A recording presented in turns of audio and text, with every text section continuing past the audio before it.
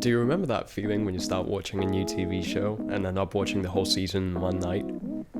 I guarantee that you will have the exact same thing with Netflix's Drive to Survive.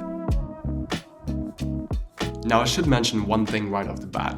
There's a bunch of mixed feelings about the show among motorsport enthusiasts. Love it or hate it, there's no understating how much DTS has done for Formula 1 and motorsport in general. I don't care who you are, whether you're a Japanese soldier or a cowboy in Texas, this show is gonna spark something in you regardless. Now, what is Drive to Survive? It's a Netflix documentary-like TV show about Formula 1, but it's a documentary the same way the Taxi movie is a documentary about being a taxi driver. I know you're about to close the video as soon as I said Formula 1, but listen to a bit more of what I prepared for you. Now you might be thinking, what drama? It's just cars going around and around in a circle. I hate to disappoint you, but even if the Kardashian family had wheels, they would be nowhere near the amount of drama in Formula 1. This sport is deadly, cutthroat, unfair, and overfilled with politics beyond your wildest imagination. The beauty of the show is that you don't really need to know anything before you start watching.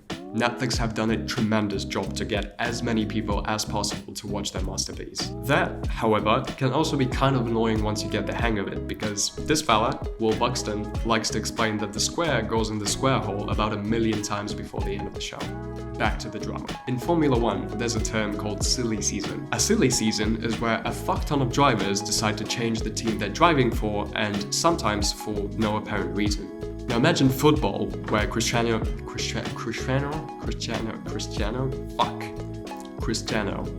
Ronaldo. Fucking hell, what a name. Now imagine football, where Cristiano Ronaldo is playing for 10 different teams throughout his career.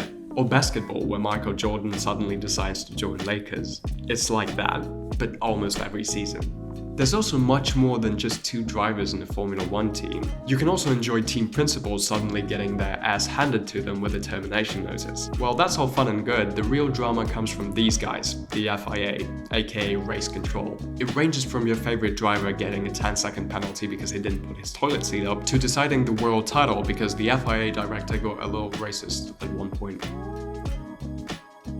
I really believe that any TV show or movie can be called good when you stand up from the couch or leave the cinema with 10 different emotions. Whether that's excitement, frustration, anger, joy, or you're just horny. And I think that contradicting emotions are what make a piece of art truly fascinating. Now I can't really explain what it's like when you line up on the grid watching the 5 red lights go off in quiet anticipation of what's about to happen. Netflix somehow managed to capture a portion of that feeling.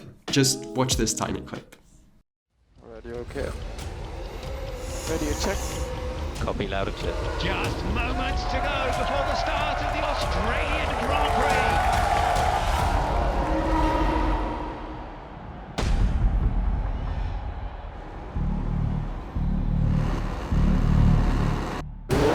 It's lights out and away we go.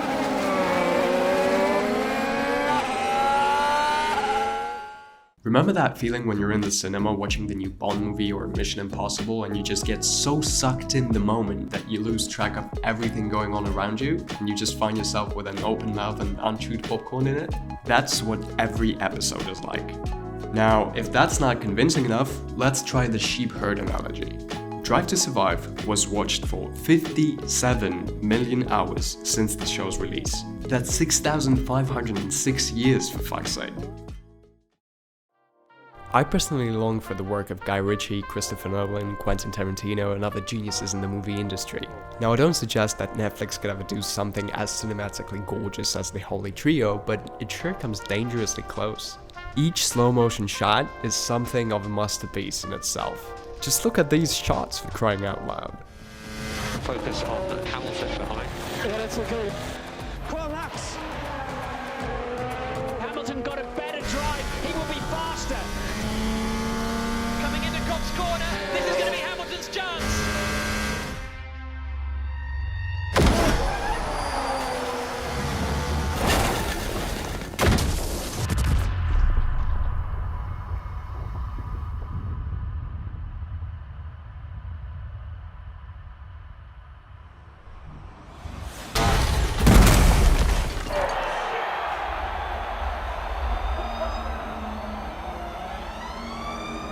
Great to see Max Verstappen walking. And the cool thing about it is they don't just shoot cars going around in a circle. The story is dynamically shaped in a way to show drivers' hometowns, countrysides, and these two legends going about in Fiat 500. After watching Drive to Survive, there are basically two options. The first is, you're not a Formula 1 fan. Congratulations and welcome to the shit show. The second, you didn't like it that much, but you now know a lot more about the world of motorsport. I genuinely see no downside to giving this show a shot. After all, you might discover that spark that you've been looking for so long. So I want you to dust off your Netflix account, grab some popcorn or some cookies or whole turkey, some of you people are weird, and just sit back and enjoy the action. I'm sure you'll love it.